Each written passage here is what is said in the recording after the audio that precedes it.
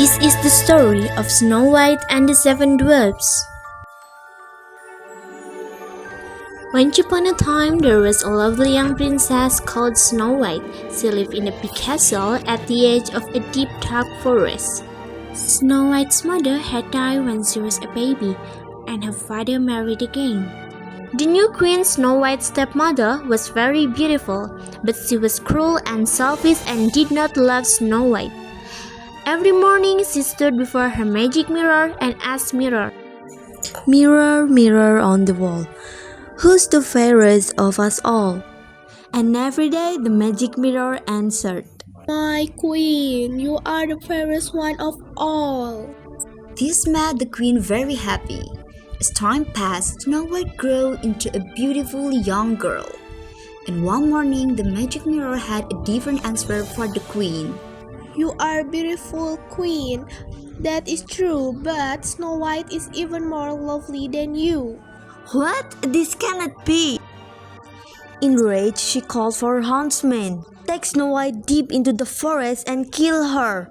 Bring her heart back to me as proof that she is dead." The huntsman took Snow White to the forest, but she was so sweet and gentle that he could not bring himself to harm her. "Run away, child, and don't ever come back. If you do, the queen will have you killed." On his way home, the huntsman killed a wild boar and took its heart back to the queen. Snow White was terrified. It was getting dark, and she knew there were wolves and bears in the forest. With tears in her eyes, she stumbled over stone and tree roots. Thorny branches scratched her arms and tore her clothes. As darkness fell, she came to a neat little cottage in a clearing. The door was open, so she tiptoed in. She saw seven dwarfs sitting at the table eating their dinner. "Who are you, child?" asked the oldest dwarf, "and what has brought you here?" "I am Princess Snow White, my stepmother. The queen hates me and wants to have me killed. I'm so frightened and I have nowhere to go."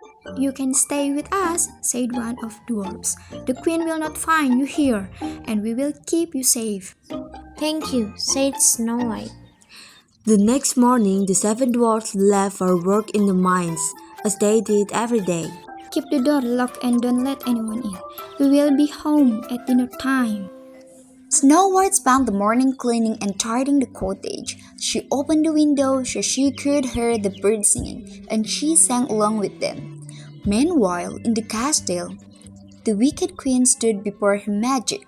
"Mirror, mirror on the wall, who's the fairest of us all?" And the mirror replied, "You, O queen, have beauty rare, but Princess Snow White is still more fair."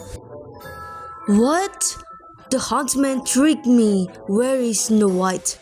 The mirror, which always told the truth, replied, "She lives in a cottage deep in the wood with seven dwarfs who are kind and good." "I will find her and kill her myself." The queen declared she quickly disguised herself as a little old woman, then filled a basket with bright silk ribbons, and took into the forest. She quickly found the dwarf's cottage and knocked on the door. "Pretty ribbons for sale," she called in a croaky voice. Looking out the window, Snow White smiled when she saw the colorful ribbons. She remembered the dwarf's warning, but what harm could an old peasant woman do? Snow White let her in. "Let me lace up your dress with this lovely red ribbon," said the queen, winning it around Snow White's waist. She pulled it so tight that Snow White couldn't breathe, and fell to the floor in a pain cackling with delight. The queen rushed back to the castle. That evening, when the dwarf found Snow White lying on the floor, they quickly guessed what had happened. They untied the ribbon, and Snow White came back to life. When she had her breath back, she told the dwarfs about the peasant woman. "The queen must have sent that old woman to hurt you.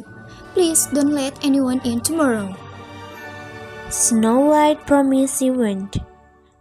The next day, when the queen stood before her magic mirror, it told her, Snow White still lives happily in the wood and is still as lovely as she is good. The queen was furious this time. She went to her secret chamber hidden in the castle's highest tower. She made a potion and dipped a jewel cabinet, which she put in a basket with some other trinkets. Then she disguised herself as another old woman and went off once again off to the cottage in the forest. Pretty trinkets to buy, pretty trinkets to buy.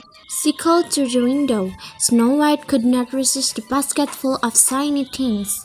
She let the old woman in. Let me put this sparkly comb in your lovely black hair, said the queen. As soon as the person touched Snow White's head, she fell down as if she were dead.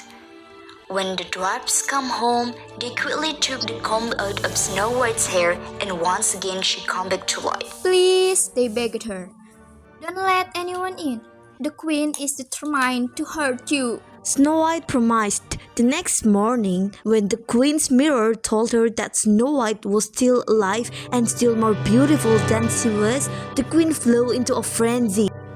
She rushed to her secret chamber and mixed up another magic potion, much stronger than the first. She put the poison into a big red apple, disguised herself again, and hurried to the dwarf's cottage. When she got there, Snow White was putting some pies on the window sill to cool. Good morning, my dear. What tasty looking pies. They're cherry pies, said Snow White. I hope the dwarfs will like them. They love an apple pie even more. And I have some ripe, juicy apples for you. I'm sorry, I must not let anyone in. That's alright. I'll hand you an apple through the window. When you taste it, you want the whole basketful. Here, take a bite. She held up the poisonous apple. Its looked somewhat watering that Snow White could not resist. She took a big bite and instantly fell down as if she were dying. This time, the dwarfs could not bring Snow White back to life. No matter what they tried, Snow White stayed pale, cold, and loveless. The dwarfs could not bear to part with their beautiful princess. They made a glass cage to hold her and sat in on a bed of wild flowers just outside their cottage. They kept watch day and night so that one could harm the precious Snow White. One morning, a prince for a nearby kingdom came riding through the forest. When he saw Snow White, he was enchanted by her beauty. Who is this? He asked the dwarf. The dwarfs explained who Snow White was and what had happened to her. She is the loveliest person I have ever seen, said the prince. Please, let me take her back to my palace. The dwarf did not want to part with Snow White, but the prince begged and pleaded. I will love her and look after her forever. He promised at last. They agreed. As the prince's servants left the case, one of them stumbled the cassock, and a piece of poisoned apple that had been stuck in Snow White's throat dropped from her mouth instantly. She opened her eyes. Snow White was alive. As soon as Snow White saw the prince, she fell in love with him. They rode back to his kingdom together, and soon they were married. Of course, all the dwarfs came to the wedding and stayed to live in the palace. Snow White never saw her evil stepmother again. She and the prince, along with the 7 dwarfs, lived happily for many long years.